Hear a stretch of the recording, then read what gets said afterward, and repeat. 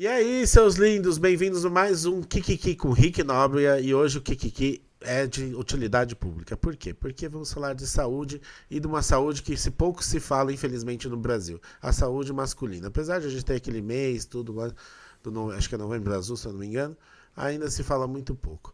E por isso eu trouxe pessoas que manjam do Kikiki, que são doutores. Doutores especializados na saúde masculina, que são urologistas, não só na masculina, mas especialmente e tal.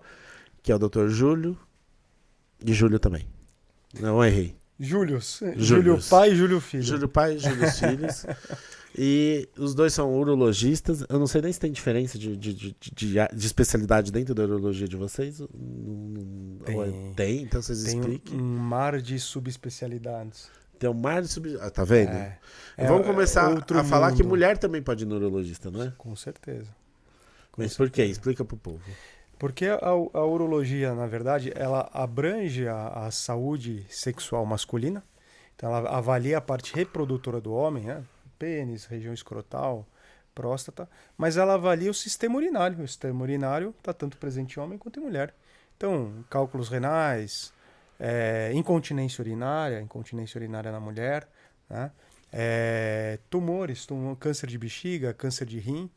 Então, essas doenças acometem ambos os sexos, então não tem por que não atendê-los, né?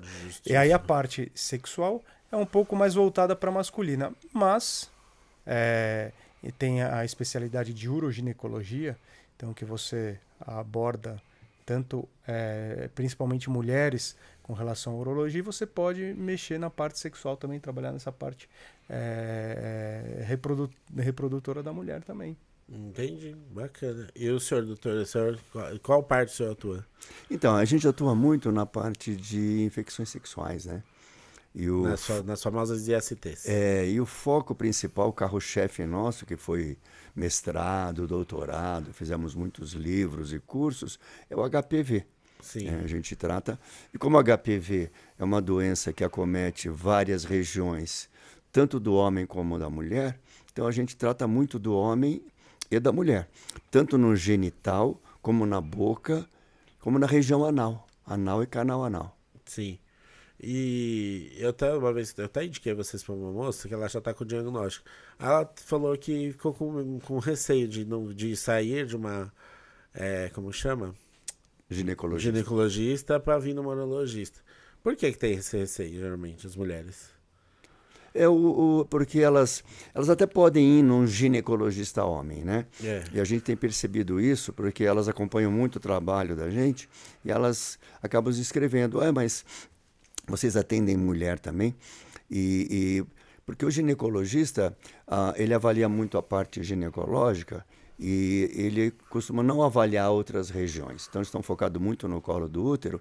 E quando a mulher começa a perceber que está recidivando, ela procura alguém que avalie mais amplamente, porque está voltando por algum motivo. Pode estar na região anal, pode estar na boca, em outras regiões que não foram avaliadas, e aí elas encontram a gente. Começa a entender o trabalho, e aí vem procurar para a gente avaliar. Isso, eu também estudei quando eu fiz sexologia, que agora mudou tudo, eu descobri, juro que mudou tudo, eu tô lascado, não posso mais clinicar, mudou toda a legislação. Agora você faz, que chama-se, agora virou, como chama? Especialização, extensão, uma coisa assim, e dentro de cada área. Então, assim, se eu quiser clinicar, você tem que fazer a psicologia, mais a especialização em sexualidade humana, chama agora, né?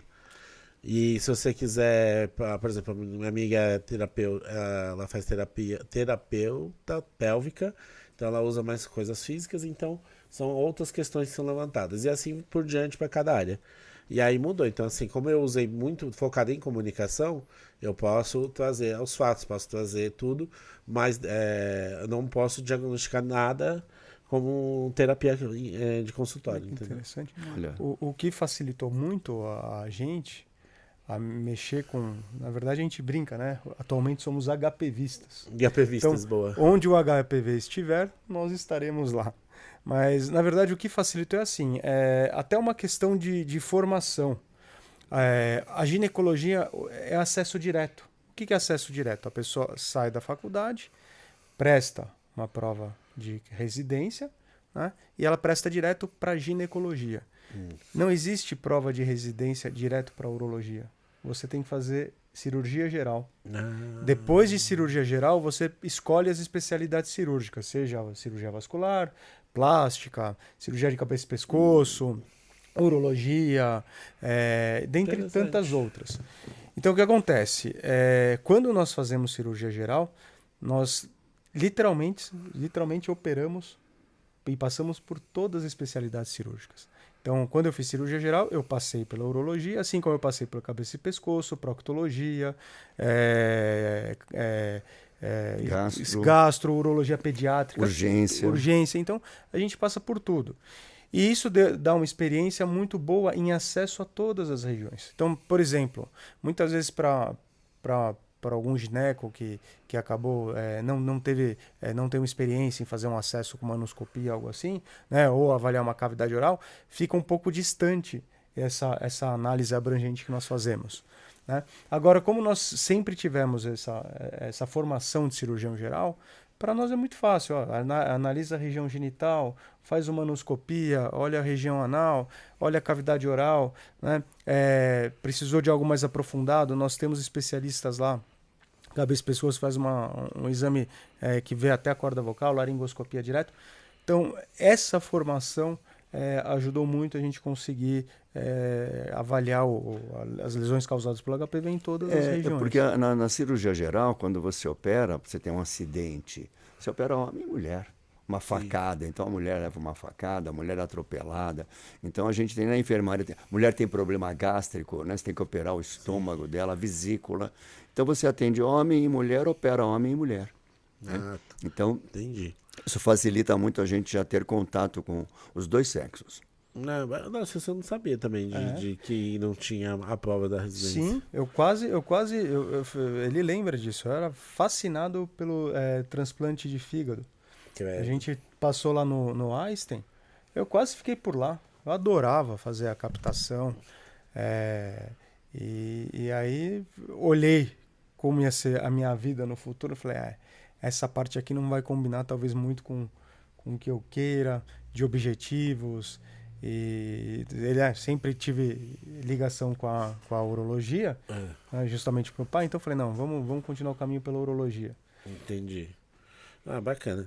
E aí agora, né, eu entendo o que vocês estão falando, porque eu vejo muitas mulheres que quando a gente conversa, que elas, principalmente quando elas pegam HPV ou alguma coisa do tipo, elas falam assim, a minha ginecologista não falou disso, minha ginecologista não explicou direito.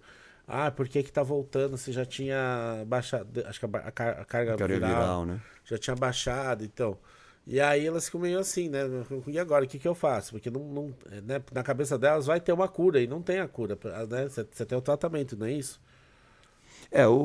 A cura a gente considera quando a pessoa fica livre de lesão, né?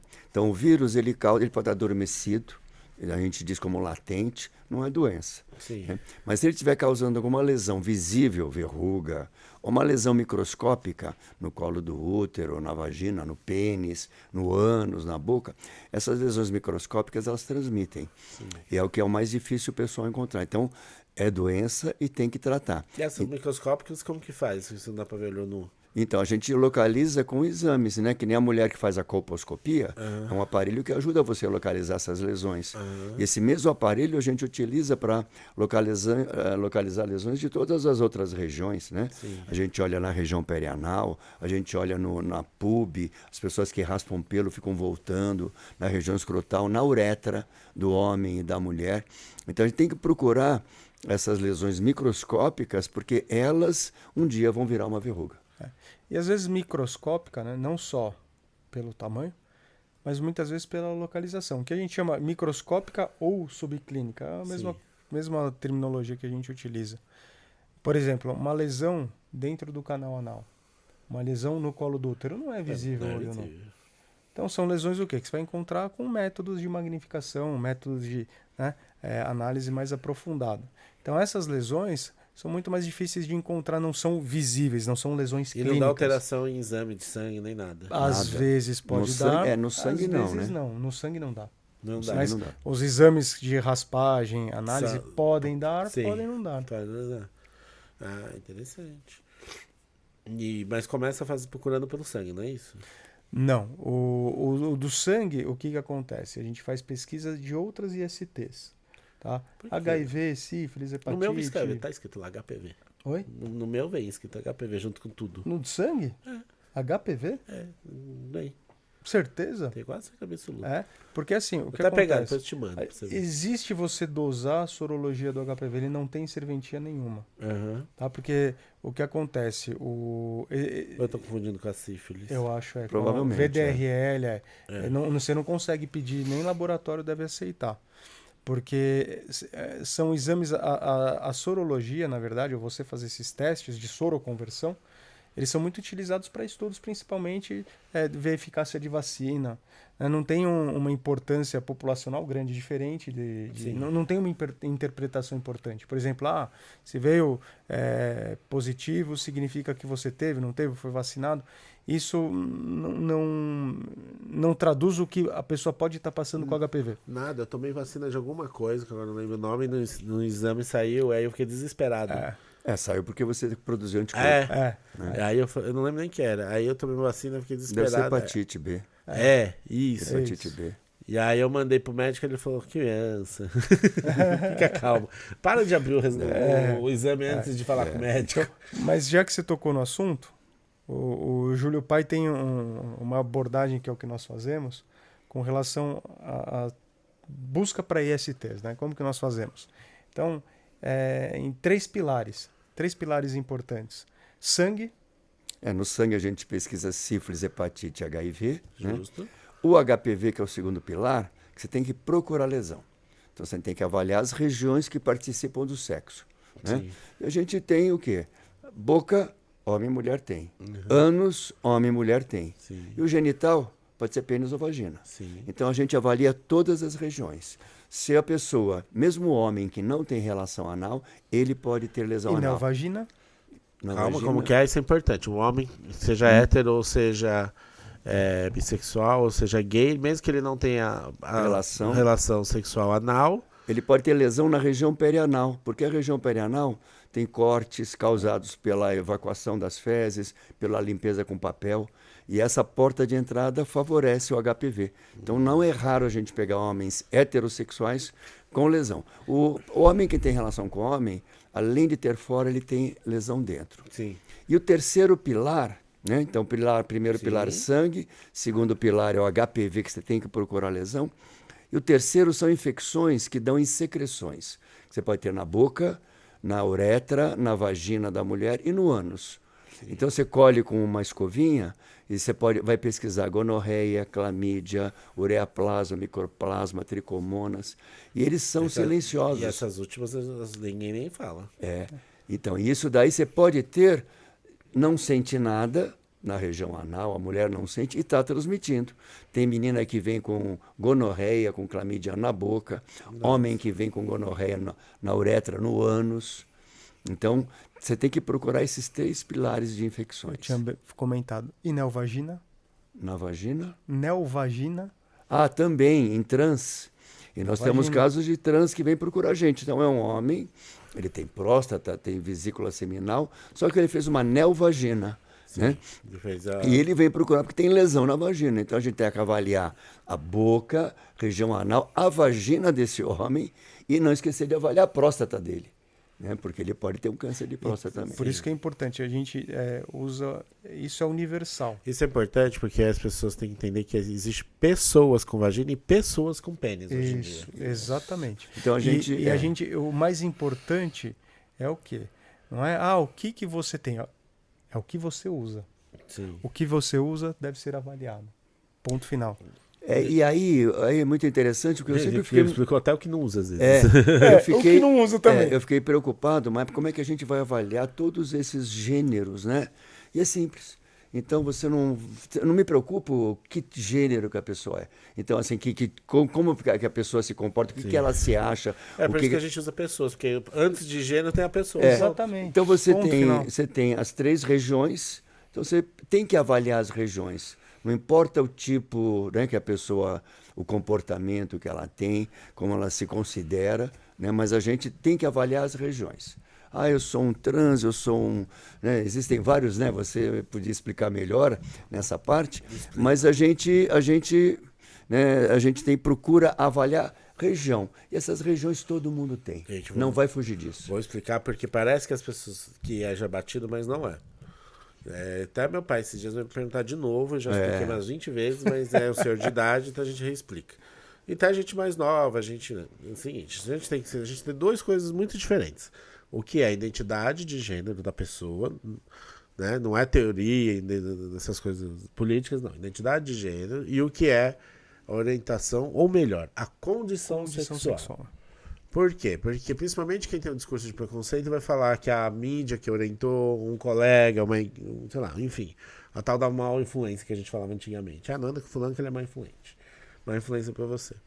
Não é. Então, assim, tem a condição. Igual você ter o cabelo de uma cor, o olho de outro, é a condição. Você nasce com aquilo, quer discutir, bate boca, come S. Ponto. Entendeu? Que é o que eu falo, o que eu faço. Quer discutir com H2O? Vai discutir com um cientista, não vai discutir comigo. Entendeu? Que aí, que eu faço? Porque eu tenho opinião. Eu falei, não, você não tem opinião, por que você não dá opinião que H2O não é água?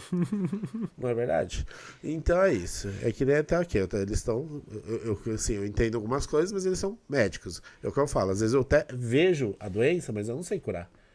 Então eu fico quietinho, encaminho pro médico. Eles são especialistas nisso. Se eu vejo que é uma coisa mais comportamental, encaminho para um psiquiatra ou um psicólogo. Ou o psicólogo encaminho para o psiquiatra, ou vice-versa. Entendeu? Então é isso. E a questão, então, na condição sexual, outra coisa que no Brasil, principalmente, e nos países latinos é errado. Não é com quem você tem relações sexuais, é com quem você se apaixona. Porque dentro do espectro sexual você tem desejo, atração e sentimento. E nem sempre esses três estão andando juntos. Às vezes eles andam juntos, você tem atração e desejo e sentimentos pela determinado sexo. Às vezes não, às vezes você pode ter desejos variados, você pode ter só a parte sentimental pelo sexo oposto ou sexo igual, enfim. Então é muito mais, tanto quando você vê toda a comunicação gringa, você não vê falando da questão sexual, você vê da questão amorosa, né? Que o amor é igual para todo mundo e não sei o que. Então é isso, primeira coisa que tem que se entender. Então existem as pessoas homossexuais, gays, que pode ser masculino e feminino, temos os bissexuais, apesar que o povo acha que o B é de Beyoncé, entendeu? Existe. Temos as pessoas pansexuais, que nada mais que seria a bi.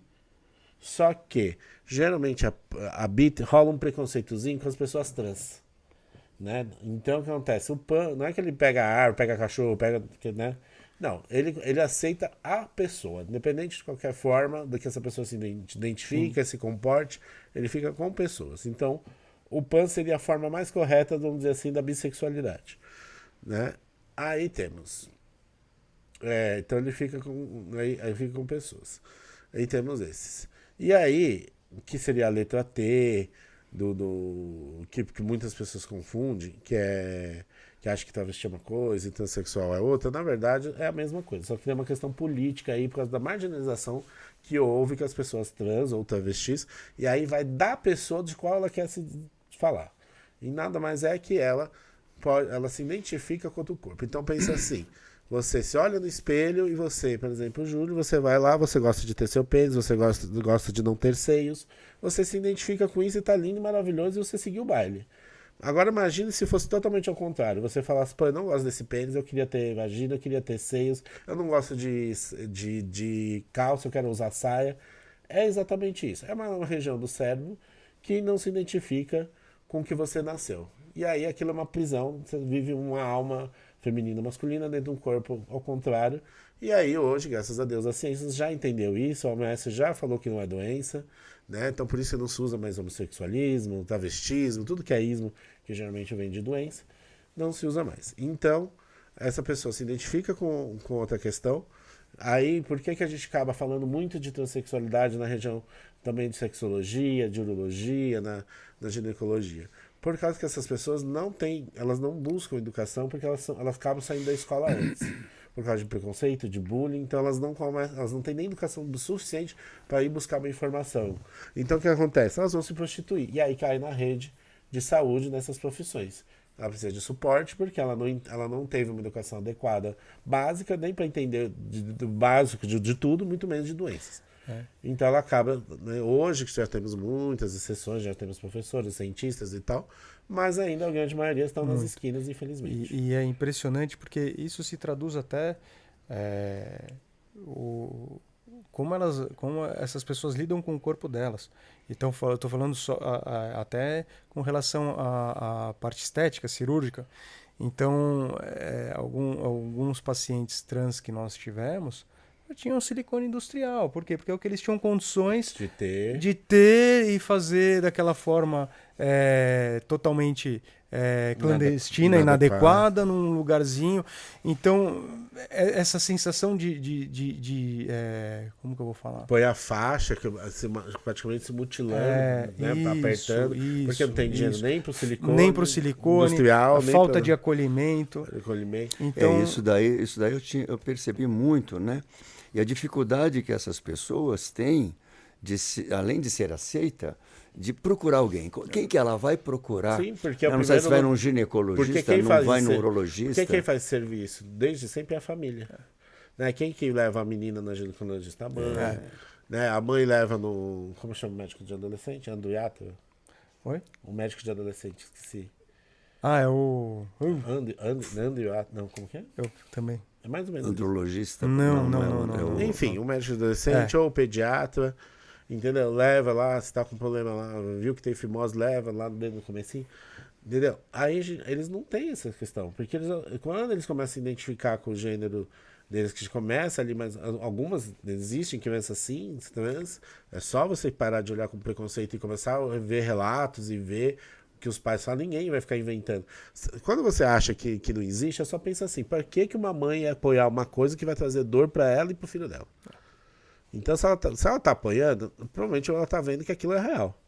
Né? Que nem eu falo presente na família. Que nem eu falo da opção. Eu falei assim, quando que a gente opta em ser rejeitado da família, ter problemas de emprego, só pela questão, apanhar na Paulista, apanhar não sei aonde, que agora o caso mais recente de um cara que expulsou um casal gay querendo expulsar do Mercadão de São Paulo, entendeu? Então, assim, é só pensar, é só ser um pouquinho coerente com as coisas. E a gente percebe que com essa abordagem que a gente dá, fica fácil para a pessoa. Ela fala, puxa, eu vou lá, porque não importa o que eu tenho, o que eu uso, eles vão avaliar. Eu acho que a abordagem, de uma modo geral, para todos os assuntos mais polêmicos, é quando você põe uma pitada de humor. Porque fica leve e a pessoa entende. E outra, humor ou quando você pega pelo coração também às vezes dá certo. Você sabe que uma coisa que eu percebi depois que a gente começa a ter amizade com o paciente, né? É muito engraçado. Que eles contam depois. E nós somos super tranquilos, né? Você entra no consultório, a gente já começa brincando, serve um cafezinho, fala uma coisa. Não temos aquele tom todo professoral, sério e rebuscado, né? Então a gente senta e fala, e aí, o que está acontecendo? E é muito engraçado que o paciente, ele começa a falar o que ele passa. Falou, putz, você acredita que eu fui no consultório? E eu sentei de frente pro médico, fui explicar que eu estava com uma HPV, uma IST. Eu olhava para a cara do médico, já fazia aquela cara assim. Aí ele já não queria nem encostar, mandava ver de longe. Então, isso aconteceu comigo mesmo, muito tempo atrás, quando eu fui no proctologista. Como que você quer tratar? O negócio já é desconfortável. Aí o cara, ele não falou nada, mas é olhar.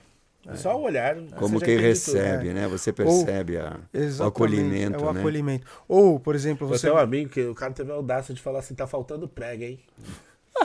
Meu Deus do céu. Porque ele veio me perguntar se existia a contagem das pregas. Eu falei, eu sei que existe o teste lá na Segunda Guerra, eles usavam, os gays pediam pra sentar nas farinhas, não sei o quê, e via lá se faltasse alguma prega, você já ia.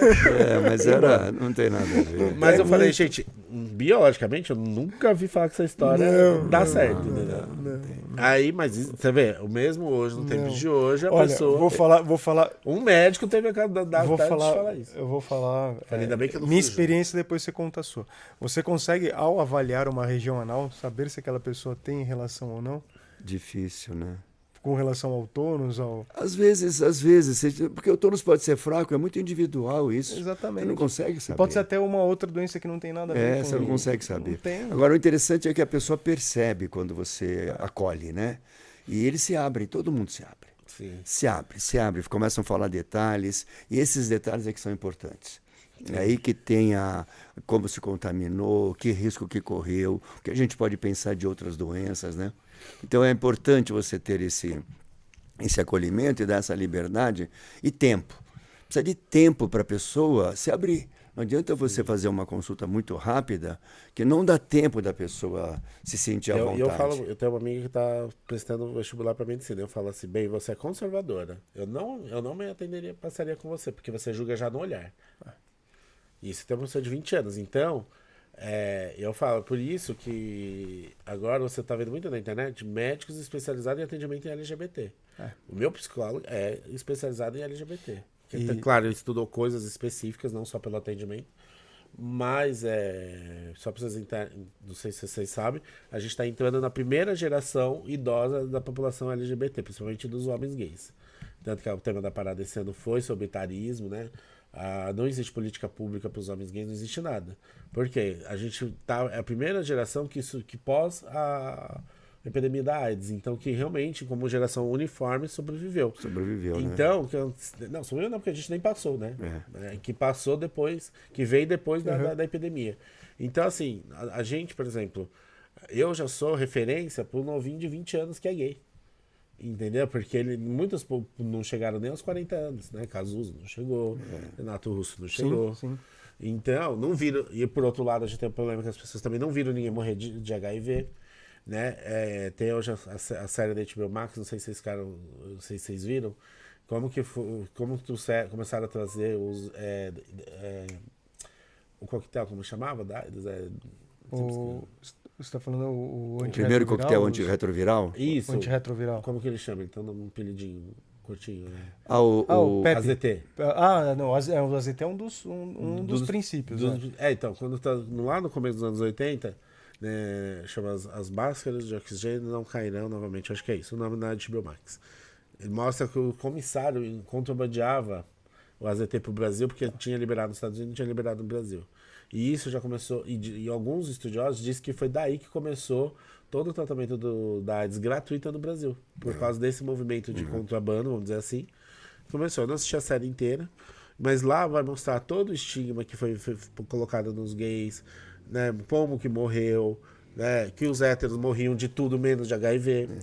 Né? Porque a complicação dos medicamentos, que deixava a pessoa magra, sem gordura porque nenhuma, na verdade né? As pessoas não morrem, né, do vírus, morrem das suas complicações. Só que aí quando era o LGBT, ele morria do vírus do HIV. Quando ele era hétero, ele morria de, sei lá, não sei o que do pulmão. Entendeu? E o interessante, nós estávamos falando agora sobre PrEP, né? O que a gente tem observado e preocupa muito é que... eu sou polêmico com PrEP. Porque você protege contra o HIV e você se sente protegido. Você não usa preservativo. Então, o que você tem de transmissão dessas outras doenças, que seria, né, a própria sífilis, o próprio HPV, essas outras gonorreia, clamídia, então tem aumentado muito. A gente tem percebido isso. Está batendo recordes. Por segurança. Porque você... E eu vou te falar pior, porque com HIV. As pesquisas apontam que o hétero nem sabe que existe o PrEP, já começa por aí. Os gays que o fazem de uso do PrEP, para quem não sabe o PrEP, explica para eles, porque tem muita gente que não sabe. O PrEP é, na verdade, a profilaxia pré-exposição. Então, são antivirais, tá? Um composto de antivirais que você utiliza principalmente para pessoas que têm o risco de contrair HIV. Então, ou vão ter múltiplas relações, ou são profissionais do sexo que vão se expor e correm o risco de se infectar. E aí o que acontece? Você iniciando essa administração antes, né, você reduz o risco em praticamente 100% de se contaminar com HIV. Então, o que acontece? Isso te dá uma segurança muito grande, porque qual que era a doença mais temida de todos? HIV. HIV. Aí o pessoal fala, pô, tô imune ao HIV. Tô imune. Né? Vamos fazer a festa. E esquece. E aí, lembrando que para você tomar a PrEP, você tem que passar pelo médico, fazer todos os seus exames. Não é assim que você vai lá na farmácia e toma. Não é livre de efeitos colaterais. Exatamente. Você tem um período que você tem que começar a utilizar. Você tem que utilizar de forma regular, tem que ter indicação. Porque assim, eu penso assim, doutor. Tudo bem, você tem um acompanhamento médico, óbvio. Não estou dizendo que esse acompanhamento está errado e também não estou falando que a redução de danos está errado. Só que eu ainda acho que é um alto risco. Por quê? Porque principalmente homens não vão aos médicos, muito difícil. Até eu que tenho informação, eu resisto. Porque, que nem eu pedindo um exame todo dia, demorou, já me irritei, já não voltei a fazer, eu só fazendo o que vem se quiser, ainda que faça. Então, por quê? Aí ele vai lá e faz o controle, beleza. Só que aí ele vai se expor. E aí, será que no tempo de um exame entre outro, desse controle, ele já não tá passando um HPV, uma sífilis? Né? Aí, quando ele vai fazer o exame de novo e vai dar positivo, ele já passou. Já para muita gente. Sim. Entendeu? Muita então, gente. assim... Isso quando vai, né? Isso quando vai fazer o controle. Isso quando vai. Tudo bem que ele não vai pegar a PrEP de novo, mas... do mesmo que ele vá e tudo, entendeu? Até ele descobrir se deu positivo ou negativo, para ele buscar de novo o medicamento da PrEP, ele já se ferrou em várias coisas antes e ferrou os outros junto. Ele tanto passou quanto pegou. Mas o que eu acho assim, tem pessoas que se expõem ao risco, sabem que ficaram expostas, não querem mais correr e querem se proteger. Não estou falando com relação ao PrEP, estou falando com relação ao preservativo, outras coisas. Agora, tem outras pessoas, qual que é o nosso papel? Orientar. Porque, assim, nós não somos os donos da verdade em nada. O nosso papel é ajudar a pessoa a ter uma saúde. E cada um faz o que quiser da sua vida. Essa é a verdade. A gente não consegue proibir. Eu falo isso, mas eu sou mais... É que eu já sou mais radical. Eu não, porque assim, a gente não consegue controlar os outros. Não, então, assim, mas eu falo que você tem que dar um susto, às vezes, pra pessoa se ligar, dar um hello. Mas tem é difícil, tem gente que vai se arriscar sempre. Nós temos pacientes que ele vem com gonorreia. De repente, todo mês ele vem. Todo mês, então ele sabe, é um paciente totalmente orientado, é um paciente que sabe dos riscos, é um paciente que busca ajuda, me manda mensagem sempre. Então, assim, ele sabe. Mas por outro lado... Só que ele se arrisca. Então, assim, usa. Entendeu? Eu indico numa boa. Mas por outro lado, a gente tem casais, tanto de homem, como mulher e homem com mulher, que eles querem ter um relacionamento seguro. Então, eles já tiveram HPV. Eles não querem passar para ninguém. Então, eles querem tratar, querem ter certeza que não tem mais, e a hora que for ter o relacionamento, quer que o parceiro ou a parceira faça também. Então, isso é muito comum de acontecer hoje em dia. Então, a gente faz essa avaliação, né, de você saber quem tem, quem não tem, nesses novos parceiros, porque a pessoa não quer mais correr aquele risco de ter aquela mas doença. Isso ainda a gente está falando da monogamia, né? E aí hoje a gente tem uma tendência da não monogamia, principalmente na comunidade gay. Então, fica cada vez mais complicado, né? Nesse sentido, sim. Já pegamos casos de, olha, nós temos um parceiro em comum, nós temos uma parceira, nós temos um casal, vamos avaliar todo mundo? Avalia todo mundo. E aqui eu não estou fazendo juízo de valor, se é o certo. Sim, exato. A gente avalia todo mundo. Por isso que aí eu falo assim, aí como sexólogo eu falo, cada combinado é um combinado. Se o seu combinado tá valendo, é nóis. E casais, que a gente fala casais, né, é bem genérico, como pessoas. Pode ser trisal, pode ser... eu só preciso saber a verdade. Você se relaciona com quantas pessoas? Um tetrasal, eu conheci esses dias. Nós tínhamos um paciente que ele tinha vários relacionamentos. Nem sei se é tetra. Ele tinha vários relacionamentos com mulheres. Mas ele trazia todas as mulheres. Ele mandava pra gente, estou mandando as para avaliar, vê se está tudo bem. Então ele se preocupava. Nenhuma sabia da outra. Mas ele mandava. Nossa, sabe como ele fazia? Ele ia lá, pegava o celular. O bom que o meu dobra, né? O meu dobra dá na cara do gol. Então, assim... Mas eu confesso que outro dia, porque é uma curiosidade que eu falo publicamente. Eu nunca tive, como se diz, relações sexuais com mulheres sem estar sóbrio. Aí eu tive recente. Aí eu fiquei lá pesquisando tudo que eu sabia de teoria. Tudo de teoria que eu sabia. Não acredito. Juro, menina, quase bati. Quase que eu fiquei no negativo. Peraí, não vamos desligar os microfones. Como é que foi? Aí você ficou preocupado com o quê? Não, porque tudo que eu estudei de sexologia pensando em mulher, de técnicas e não sei o quê, eu nunca tinha feito, porque eu tava bêbado, então não tinha tempo, eu tava na festa, tava no rolê. Então, aí aconteceu. Eu fazia por fazer. E você gostou? Não, eu sempre falo, não é que é ruim, é diferente. Entendeu? É diferente. Ele que tá entrevistando a gente, tá entrevistando ele. Não, tá virando, né? Tá virando. Aqui é um papinho, todo mundo conversa. Entendeu? É diferente. Aí, eu, por exemplo, eu não gosto desse papo dos gays. Ai, que nojo. Ai, que não sei o quê. Pra mim, primeiro que isso é misoginia. Já começa por aí. Entendeu? Você não experimentou? Ok. Não quer experimentar? Ok também. Mas não fala que é nojento, que é isso, que não gosta, que não é feio. Não sei. Tem as feias? Tem, mas também tem pênis feio. Então dá no mesmo. Entendeu? E pior, né? Pelo que eu vi, tem mais tipo de pênis. Então, mais tipo de pênis, mais pênis feios. Vagina são mais. São poucos tipos, pelo que eu percebi. Você sabe que. É um hamburguinho, um hamburgão, uma coisa assim. É interessante que, assim, na formação tradicional urológica, você teve os tipos de pênis? A gente tem, né, também, né? Não, mas assim, não como a vagina, não né? mas assim... Não como a vulva, que agora eu né? esqueci o número, mas se tem vários eu vou chutar, mas se eu me lembro bem, acho que são 9 tipos de pênis. Eles classificam e 4 ou 5 vários. de vagina. Mas, não tem mais de vulva, tem mais tipos. Tem mais, né? Tem mais tipos. Mas você não tem aprende isso na urologia. Não, aprendi na sexologia. Exatamente. Você vai aprendendo lá, procurando na internet. dia a Pessoal, o meu pênis é dia. assim, Então, mas o meu é assado. mas eu procurei na internet. O meu é com capuz. Tem mais tipo do que existe de verdade. E às vezes aquele que eu já vi... Eu já vi desde desenho, já vi, não sei lá como eles fizeram com fotos de vários homens.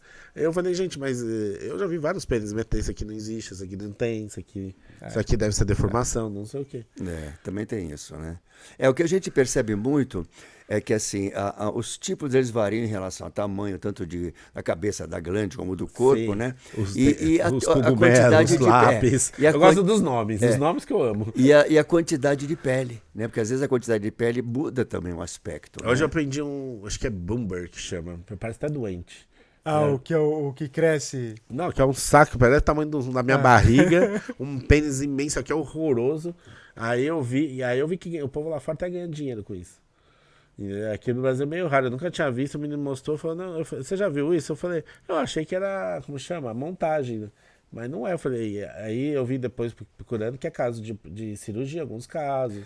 Só que eles têm medo. O escroto fica enorme. Não, o escroto é enorme. Elefantias.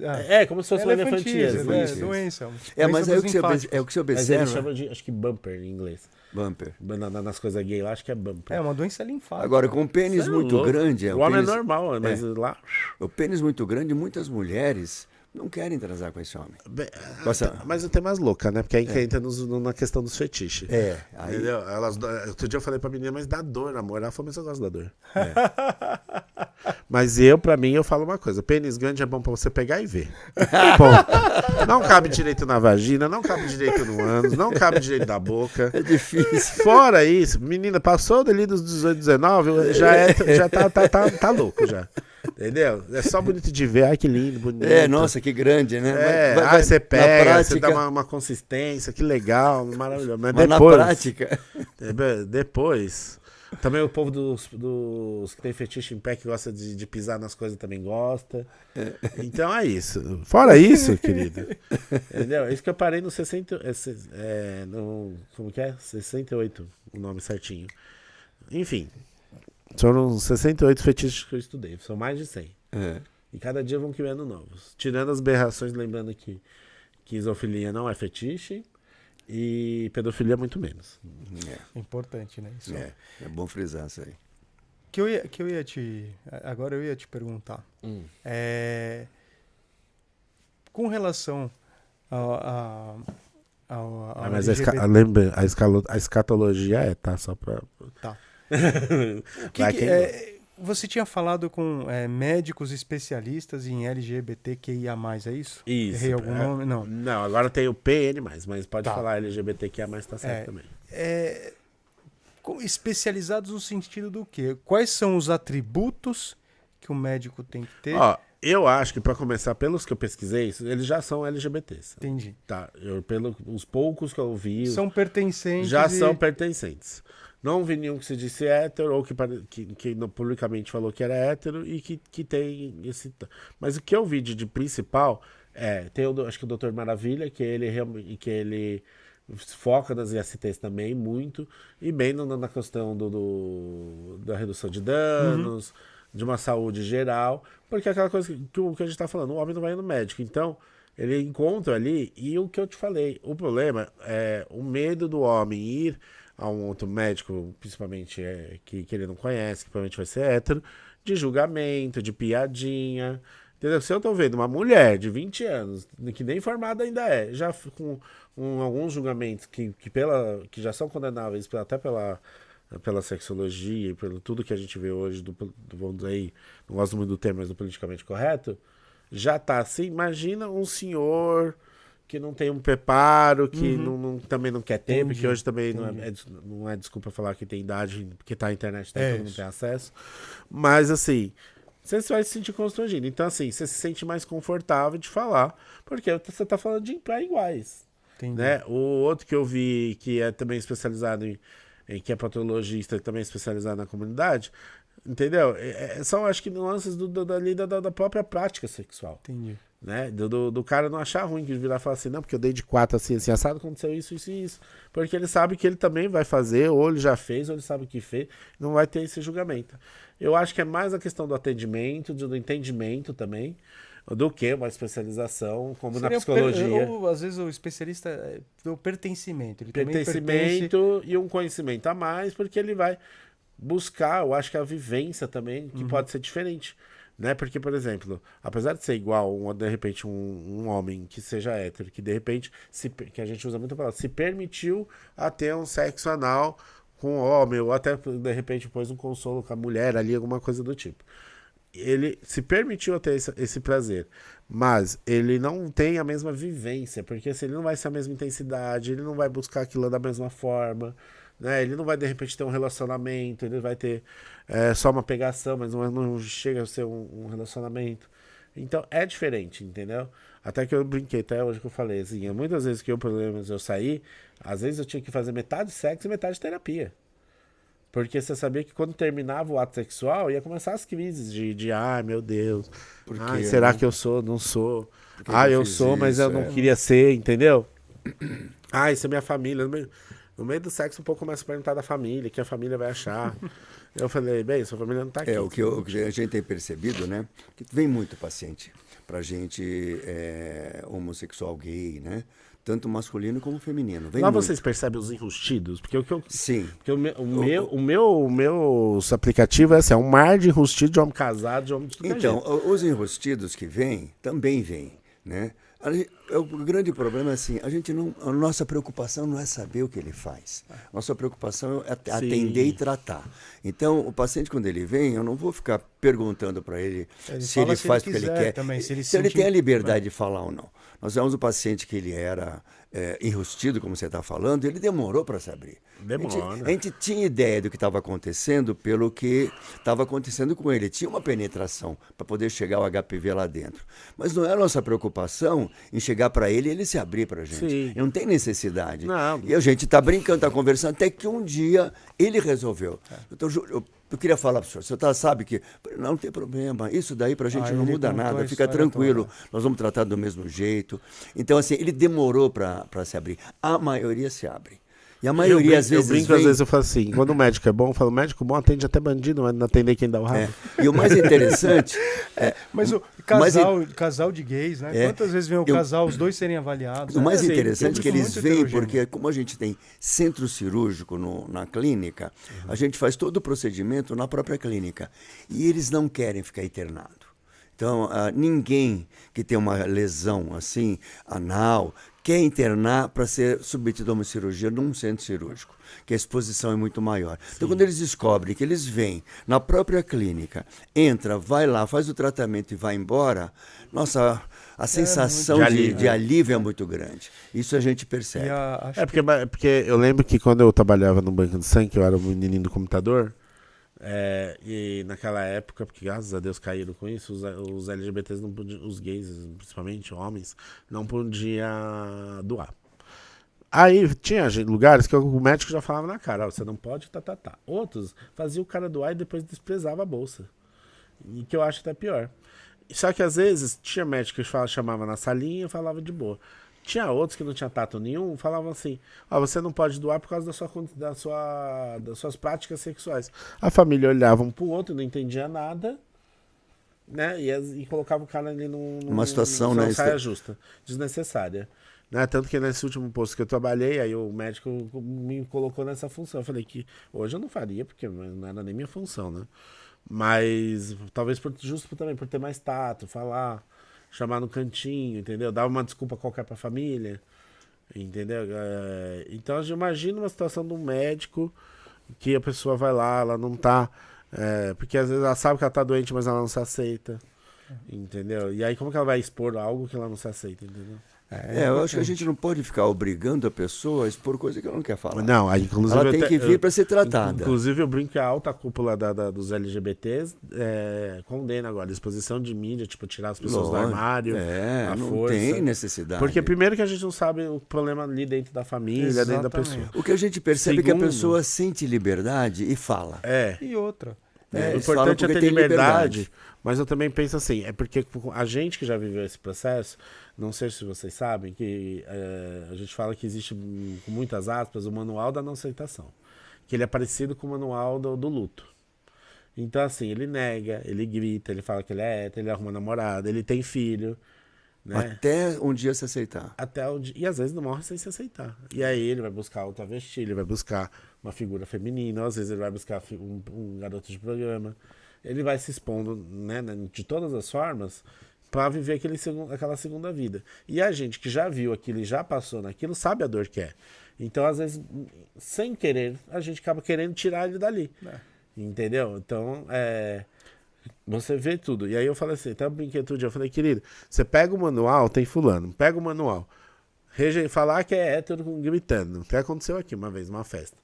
Outro deu um berro para a Calapa inteira escutando, sou hétero! Todos os gays se olharam e falaram. Pra nós, meu. Amor, todo mundo deu esse berro, não foi só você. Outra, aquele cara extremamente machista. Não, esse mais ou menos. A gente tem uma... Não, esse depende. Esse ele pode, o machista, ou que tem muita overdose, a gente às vezes fala assim, esse cara aí, ele é homofóbico, ele é enrustido, e não sempre. Às vezes ele é só ignorante mesmo. Tem que tomar... Mas tem muitos que eles forçam esse machismo até porque pra ocultar... Porque a gente não pode esquecer que além da questão... A gente tem a questão familiar, mas a gente também tem a questão das religiões.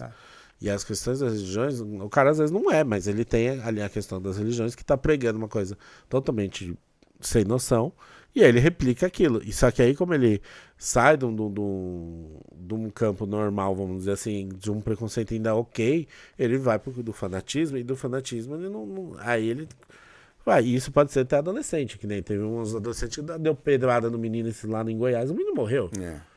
Entendeu? A mãe, que era evangélica, que tacou fogo no filho, isso faz acho que 20 dias, junto com o padrasto. Tanto que eu parei de seguir os grupos de defesa dos LGBTs, porque era uma morte pesada todo dia. Eu acordava com as mortes. É desespero. Aí a gente sofre à toa, né? Entendeu? O povo fala assim, o homem que foi expulso foi morto. No interior do Brasil, daqui do Mercadão, foi nada. No interior do Brasil morre todo dia alguém, principalmente as pessoas trans, e sempre de formas pesadas. Tem um caso, se eu não me engano, em Campinas, que a mulher foi transmitida ao vivo, a mulher morreu com várias facadas da trans e deram inocência pro povo. O povo saiu livre. É um absurdo. Entendeu? É cruel, então, né? por isso, a gente sabendo tudo disso, quando a gente vê esse sofrimento da pessoa no armário, porque às vezes nem ela sabe que ela ainda tá sofrendo, a gente começa... Tipo, falar, mano, você tem certeza? Você precisa de uma ajuda? Tem pessoas que eu falo, daqui 5 anos você volta e conversa comigo. Porque eu sei que ela não vai entender agora pelo contexto de vida que ela tá. Entendeu? Então... Ela vai ter que passar por essa situação. Ela vai ter que passar, vai. ela vai ter que se descobrir, entendeu? E às vezes ela vai ter que lutar contra ela mesma, contra a família. Eu até brinco, eu fiz outro dia, eu falei assim... minha bet é falar quem que eu falei que era e que deu 5 ruim. Não, eu tô bem. Então, de 10 que eu falei, o 7 tá concluído. Entendeu? Os outros 2 tá em processo. Estão em processo. Um ainda tô em dúvida e 2 eu tô em processo. O que a gente percebe nessa situação é muita mensagem que a gente recebe, né? A gente recebe mensagem do pessoal passando essa dificuldade. Eles estão constrangidos, não sabem como vai fazer para procurar um médico. Isso, e aí esse cenário traz longe dos médicos. Com quem que eu falo? Eu não tenho vergonha, eu não sei como é que eu faço. E a gente orienta, não, se você não tem ninguém, vai você sozinho. procura alguém que você tenha mais liberdade, conversa, vai junto no médico. Né? É lógico que vai ter aquela dificuldade de repente pegar um médico... Eu já fui fazer, acho que é peniscopia que chama. Isso. Já fui fazer peniscopia com meu amigo, até hoje não entendi o convite, mas eu fui. Entendeu? Porque eu falei, que se você recusa, é pior, porque o homem já não quer ir. Se você recusa, cheguei lá, falei, meu Deus, quando eu vi o negócio, eu falei, meu Deus, isso vai entrar na uretra, socorro. Aí eu falei, mas eu fiquei lá na salinha. Assim. E o interessante das redes sociais, eu acho que é isso. A pessoa, às vezes, a gente está numa posição de divulgar o cuidado, a saúde, e ela às vezes se identifica com você, se sente às vezes até mais intimidade de mandar mensagem. Eu acho que de repente a pessoa, por exemplo, não iria no Dr. Maravilha, sabendo que ele é gay, até medo de falar, ele vai no médico do mais gay, né? Entendeu?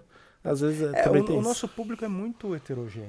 Deve ser. Muito, muito. Desde aquelas pessoas altamente conservadoras, religiosas, e que surgiu uma lesão e acabou a vida dela, está há anos sem ter relação, porque extremamente... Isso é uma pergunta que eu sempre tive. O HPV, ele dorme, então você pode estar, de repente, de passar de relação para relação, e não é o último, no último parceiro que te passou. Pegou do primeiro, do segundo.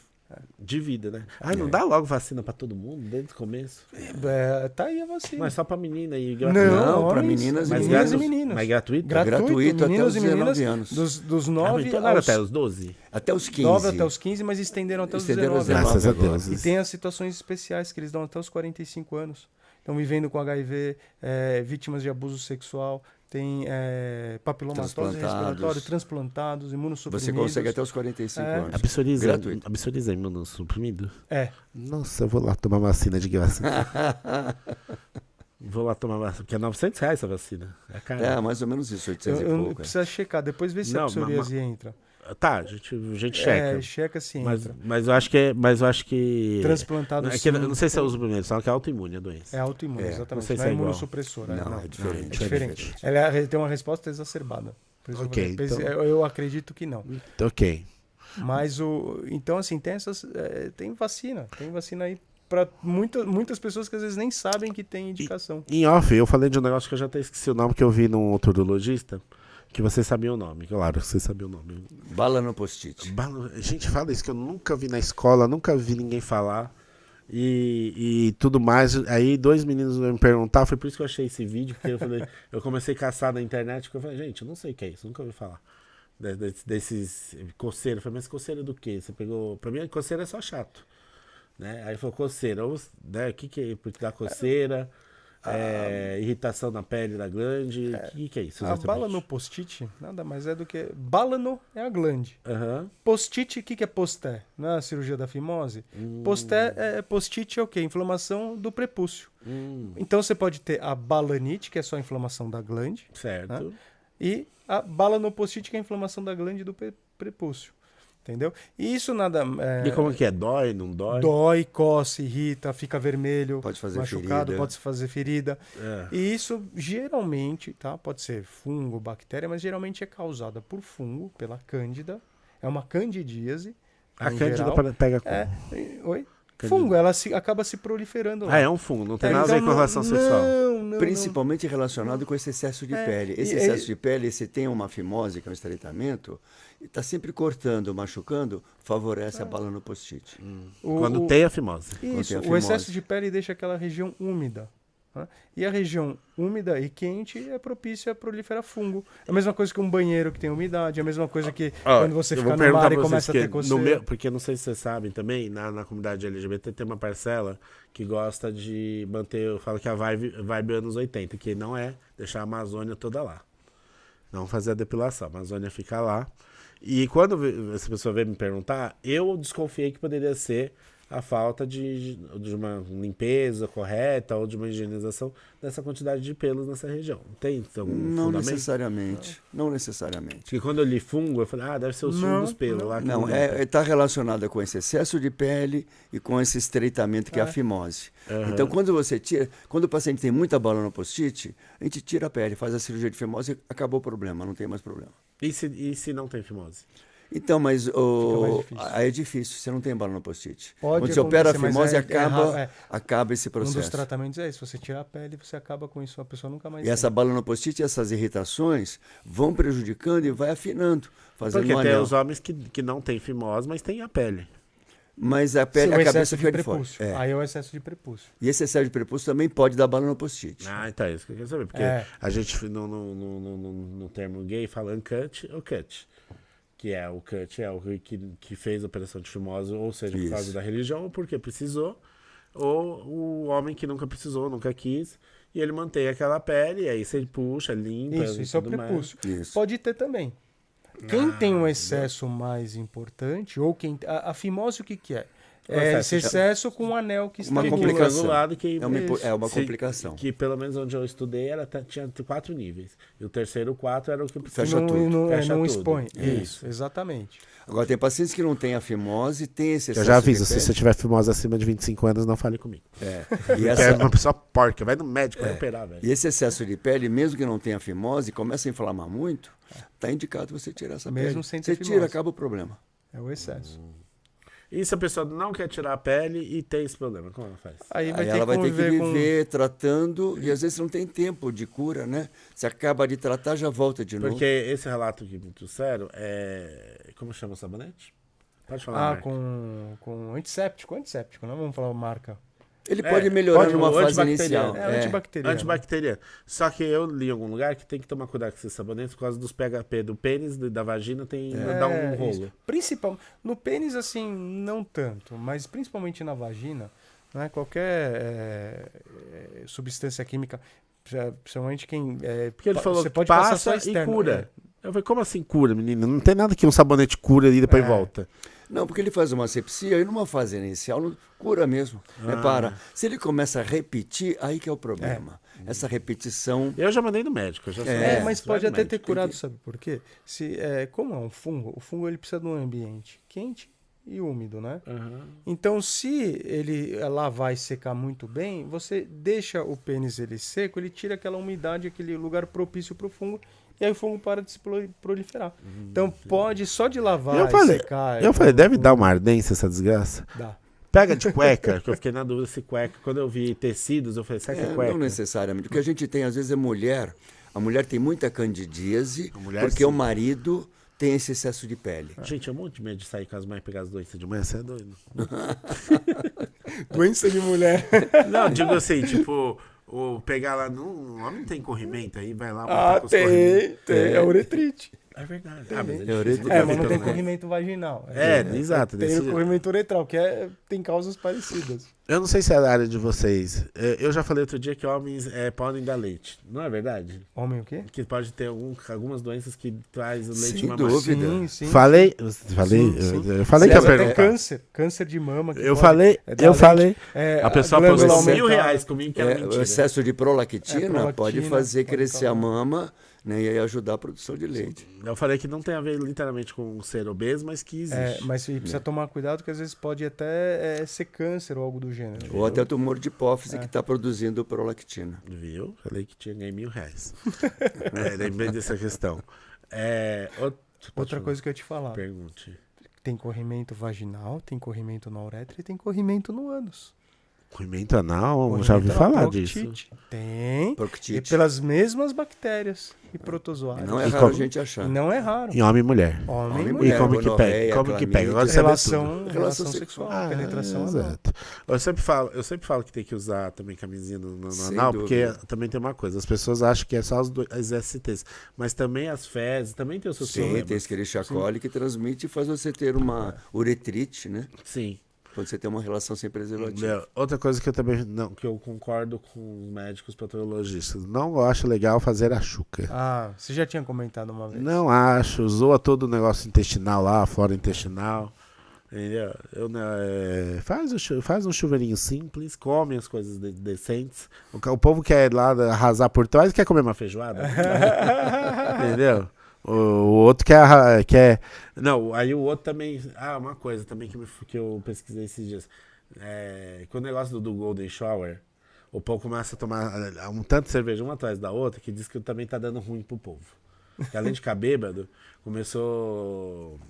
o excesso ali dos negócios da cerveja, o homem nem sabe. Aí começa a ter, como chama? Tipo infecção urinária. Uretrite? Uretrite. Olha lá. Caramba. Porque não é que ele bebe uma, ele vai bebendo 200, uma atrás da outra, pra ir logo, fazer logo o efeito do xixi. E tem muito, entendeu? Porque o povo não quer dar uma mijadinha. Eles querem, meu filho, eles querem fazer, pôr na boca, no ano, virar de ponta cabeça que eu tinha uma mijando, entendeu? Não acredito. Meu filho, se eu te mostrar as coisas que as gays fazem, você quer dizer. Tem uns vídeos no YouTube de mostra do proctologista aqui no Hospital das Clínicas, o que ele tira do ânus e as desculpas. Eu racho de rir. Você que faz parte da sexologia aí, até que ponto isso é saudável, até que ponto isso pode ser uma doença? Em que sentido? No sentido desses comportamentos. Comportamentos. Todo comportamento que não põe você ou outra pessoa em risco e não atrapalha a sua rotina, os seus fazeres, e que o outro conceda. Então, assim, você quer mijar, fazer as piruetas e o outro tá topando? Beleza, entendeu? A regra é básica. É isso. Entendeu? Se você não vai causar trauma para pessoas, você não vai se ferir, não vai ferir o outro. Constranger. Né? Está ali consentido. Hoje em dia, o povo quer que consiga verbal, mas, gente, nem sempre a pessoa vai falar. Porque a pessoa às vezes é tímida, às vezes ela tá ali na fase da não aceitação, ela tá afim, mas ela não vai falar, eu quero dar bunda, ela não vai falar. Entendeu? Mas ela vai se jogar né? Vai pegar, vai tentar, enfim, tem várias questões. Então a regra é essa, tipo assim, não se machucou, não machucou você, de alguma forma você viu ali que tá sendo consentido, né? Acabou o assunto. Aí é prazer dos dois, não importa o combinado de vocês, entendeu? Se quer chupar pés, quer pôr roupa feminina mesmo sendo hétero, se quer pisar, que nem eu fui num lugar uma vez que tinha um homem que chamava Superman, não sei se eu contei pra vocês, sentava assim no chão, a mulher de salta-agulho, minha filha, de uns desse tamanho, senhora, você falou pisava no peito do homem, minha filha, só nisso o homem já colou, foi tudo. Agora também tem o negócio do que tá começando, tanto pros héteros quanto os gays, com as questões desse negócio de adorar os orientais e não sei o que, começou a chegar muito forte as massagens tântricas. Então, tô sabendo. E as massagens não tem nada a ver. Vai começar que o negócio é mais energético do que sexual. Começa por aí. Né? Quem acredita em energia sexual, em equilíbrio da energia, essas coisas todas. Quem é profissional decente não vai te oferecer final feliz. Já começa por aí. Mas existe o final feliz para quem quer ter o final feliz. Misturaram aí fizeram. Não é que no Brasil que misturaram. Japonês, que porque eu tive aula com a dona chinesa. Misturado com a brasileirada ali. Porque eu sei, porque eu tive um workshop de tento com um homem, e aí era um homem até que mais ameno, e eu falei, deve ser porque é homem, então eu achei top. Quando eu fui fazer com uma chinesa de quase 70 anos, eu vi que as técnicas eram as mesmas. Né? Só que ela usava um corpo um pouco diferente porque ela é mulher. Então, assim, por exemplo, primeira coisa, você não toca na pessoa que está fazendo, é ela que toca em você. Então, quer dizer, não é consentido, porque ela está te fazendo, vamos pôr aí entre aspas, um tipo de trabalho, um tratamento energético que esbarra em sexual. Aí, eu vou te falar o segredo que do nada que começou as mulheres me encher o saco. Eu fui abrir a boca da tal da ejaculação orgasmo seco, que é asfalto sem ejaculação, que é se você tem isso normalmente, geralmente é uma doença no homem. Aí você vai lá, pesquisa, que eu esqueci o nome do ejaculação retrógrada. Porque ou ejaculação retrógrada. Exato. Aí você vai lá, pesquisa. Se você não tem nada disso, você está fazendo apenas um treinamento pélvico, que a mulher também faz, né? Só que da mulher é mais para dentro dela, então você não vê tanto. No homem, no homem que já juntou as coisas na cabeça desde sempre, ele não consegue pensar nas coisas separadas. Então, e existe aí a desgraçada da mulher que é que eu ensino ela, inclusive o namorado, entendeu? Só que é o que eu falei, não se você falar pra eu fazer aqui, você sentar aqui, eu não vou saber te explicar. Porque precisa de uma luz, precisa de uma velhinha, precisa de uma musiquinha, você precisa confiar em mim. É um contexto, né? É um contexto. E aí você vai numa sessão, não dá certo, você vai numa outra sessão, não vai dar certo, geralmente vai demorar uma terceira, quarta sessão que vai dar certo. Por quê? Aí outras questões, tem a questão de se lidar com o corpo, eu tenho um homem que não vai lidar com o pênis, a mulher que não vai lidar às vezes com o peso, ou o homem também não vai lidar com o peso, às vezes até com o pé, enfim. Então tudo isso, a pessoa que vai fazer vai abstrair, ela vai fingir que não tá nem aí com isso nada, ela vai focar nas técnicas dela, porque é um relaxamento da energia sexual, você vai pôr sua energia sexual para fora, né? E vai ter um relaxamento por causa disso. É só isso. Só que existem técnicas mais simples e as técnicas mais avançadas. Essa é uma das mais avançadas que tem. Entendeu? Porque você praticamente tem que fazer aquele homem ter um orgasmo e separar da ejaculação e não estando doente. Entendeu? E aí é difícil, muito difícil. Entendeu? Eu só acreditei quando a chinesa chegou comigo na 6ª sessão. Aí aconteceu. E é caro, por que eu fui investigado o negócio de como fazia? Ixi, meu filho, não li, pôs vermelho. Leia aí o Cauê que ele tá mostrando pra mim. Uma hora. Já deu 1 hora. Tá bom. Já vamos encerrar, que o jovenzinho da técnica ele vai se retirar. Então, aí voltando lá. Então, quando eu vi que a chinesinha fez a mesma coisa, a mesma técnica, a mesma coisa, e começou a me ensinar, e eu vi que era super difícil, por exemplo, massagem no saco escrotal dentro do Tantra. Ela ensina com kiwi. Por quê? Por causa dos pelos. Porque tem gente que tem pelo. E aí tem que ser nas pontinhas do dedo. Cada vez que eu errava, era um tapa na minha mão. Quase destruí 3 kiwi já. Entendeu? Então, por causa disso. Então não é uma coisa que você aprende da noite pro dia que você vai fazer. Você tem que realmente uma pessoa que sabe, você tem que investigar, você tem que pegar uma indicação, você tem que saber fazer tudo. Mas agora tá vindo com força esse movimento, entendeu? Que uns estão falando que é a nova orgia, tem outros falando que realmente é sério. Então cada um tá mostrando, mas é as modinhas que tá vindo. Mercado pra tudo, né? É as modinhas que tá chegando. Mas é interessante, quando você vai nos lugares sérios, mesmo a massagem simples, porque quando você vai na massagem simples, ela mistura várias técnicas, você que não sabe. Mas ela faz uma reflexologia podal, ela faz uma do relaxamento, ela faz, depende do que você vai lá reclamar. Lembrando que massagem não tem é diferente de quiropraxia. Né? E aí, porque outro dia a menina falou assim, não, eu tô com uma dor nas costas, eu vou fazer massagem. Eu falei, bem, isso aí é mais pra quiropraxia, mas tudo bem. Ou você vai também no médico pra saber. E aí, porque o povo não vai em médico, gente. O povo tem medo. Eles vão na internet. Eu falo por mim. Eles pesquisam e hoje eles vão na Yaya. Sabe na Yaya. Mas Yaya falou... Mas eu entendo, porque o meu psicólogo falou assim, quem é psicólogo aqui sou eu. Porque eu afronto ele. O que eu falo, eu já sei onde você quer chegar. Mas se controla, fica quieto. Não, ele fala. Deixa eu fazer meu trabalho. Ele fala. Eu falo, a mesma coisa eu falo. Eu sei aonde você vai, eu só não sei resolver. Entendeu? Até porque agora, como ele é. Esse sim tem que estudar questões LGBTs, não é só o pertencimento, por causa das questões específicas. Porque, por exemplo, a solidão gay é diferente, porque muitos gays não têm filhos, não têm um relacionamento. É verdade. Como que tá lidando com isso? Tem também a questão financeira, porque. Jovenzinho, vai torrando. E aí depois, uma hora não tem mais nem saúde para trabalhar. E aí? Entendeu? Porque você vai viver até 70 anos, mas vai ter saúde até 70 anos para trabalhar? Entendeu? Então é isso. Então tem essas questões. Então os psicólogos sim estão estudando essas questões mais específicas. Portanto que foi sugerido que eu trocasse. Eu fiz com uma mulher que era, vamos dizer, tradicional. E aí depois ela mesma pediu para eu passar para esse jovenzinho. E aí ele foi explicando. E aí eu trago dados para ele. E ele fala, nossa, eu não sabia disso. E a gente vai trocando. Do que dá, né? Porque ele não pode dar opinião de nada. Ele só fica falando, vai falando. Vai falando. Eu vou falando. Enfim, e alguma coisa ele fala. Eu gosto que é assim, ele fala assim, reflita sobre isso. Aí vem, né? Aí eu falei, não, ele não te explica, ele faz você buscar a resposta. Entendeu? Aí no máximo, quando você fala, é isso, aí ele falou, você tem certeza? Só isso que ele faz. Aí faz você pensar de novo. Exato. Então é isso. Então as questões de, acho que sexualidade, acho que são essas. Acho que os homens têm que pegar. Aliás, eu vou abrir até um brinde para quem de Dona Amiston que apoia a diversidade. Finíssimo, que ela apoia meu podcast desde o começo. E eu vou fazer também um retratão com a Dona Samsung de vocês, que é no Galaxy Fold 7. Que é finíssimo, literalmente finíssimo. Olha mesmo. Olha lá. Chique, hein? E a gente vai fazer um momento retratão. Aliás, eu quero saber que momento de retratão vocês gostariam de ter. De retratão? Que vocês falam que merece um retratão igual o Z Fold 7. A gente junto aqui fazendo essa entrevista. Não, mas da vida de vocês, assim, uma coisa diferente. Que merece um retratão? Pô, quando eu fui pescar na Amazônia. Justo. Você pegou uns peixão? Tucunaré. Olha, top. Merece um retratão. Merece um retratão. Até cabe, né? Mais fácil. Cabe. E não vai ser história de pescador.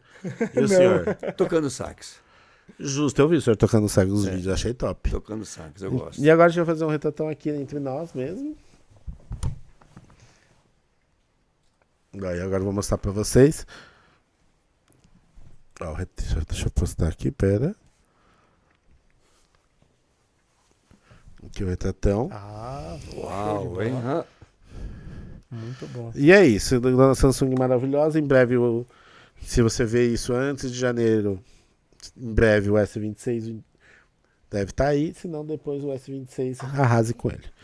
E é isso. Muito obrigado, gente. Eu acho que já estouramos todos os limites. É porque, assim, se a gente não contar todos os meus kikikis com eles, os kikiki deles de consultório, nós ficar aqui 7 horas. A gente não vai parar. Entendeu? Porque se eu começar a entrar nos pormenores, então, assim, eu dei um resumo, trouxe umas coisas que eu acho que eu não tinha trago da outra vez. Não trouxe o pênis, que muita gente perguntou se eu trazia o pênis. É verdade. Entendeu? Eu falei, pra quê, gente? Não precisa. Aquele lá era só pra gente entender melhor, né? Muita gente nem sabe as partes dos pênis.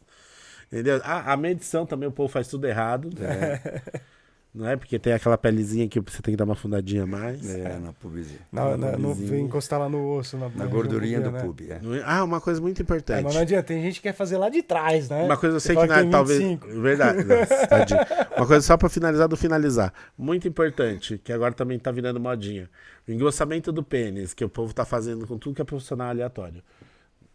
Não vale a pena, né? 2, 3 centímetros. É porque não tem aumento peniano, você não consegue aumentar por tamanho.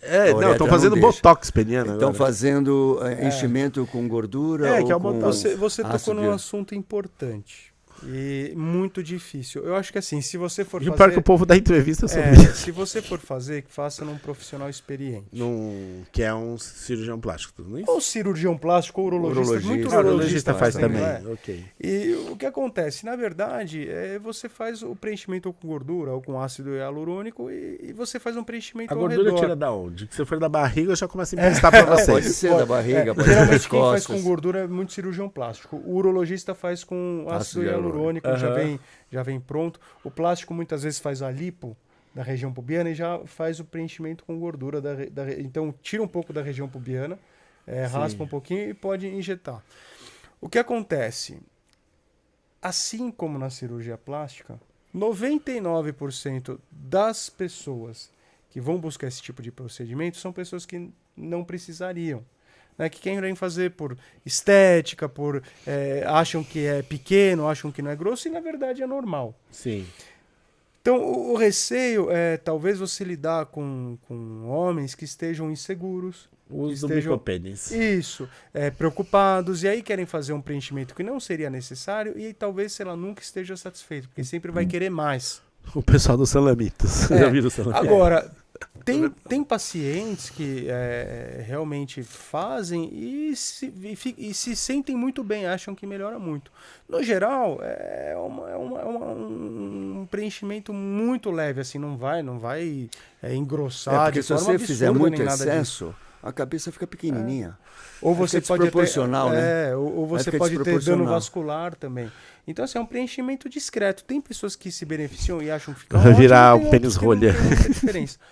O meu alerta vai para aquele tipo de público que busca a cirurgia plástica como se não houvesse amanhã também. Sim. Ou seja, faz um procedimento, já quer fazer outro, e nunca está feliz com aquilo que tem, e nunca vai estar satisfeito. Se arrependeu de tudo. E muitos fazem e se arrependem. Porque dependendo do que colocam, fica bolotas, ficam cicatrizes e fica difícil de corrigir. Porque e depois sai, acho que só em 6 meses, não é isso? O ácido hialurônico. Alguns não. O PMA, por exemplo. Não sai mais. A gordura? Não. O polímero.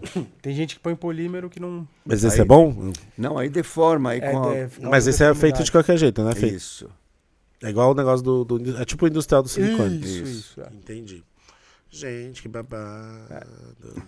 Então, mas o povo já tá indo lá no consultório pedir essas coisas? Sempre. Nossa, sempre vão. A gente tem alguns colegas que fazem, né? No momento a gente faz a parte de estética genital, a gente acaba fazendo, mas não focado em engrossamento. Não em engrossamento. Uma cicatriz de cirurgia de fimose que fez. Isso é verdade, cara. Tem uma cicatriz que são horríveis. Cicatriz a gente corrige com laser. Manchas. Deu um assunto que sempre me pergunta e eu sempre nunca sei explicar direito.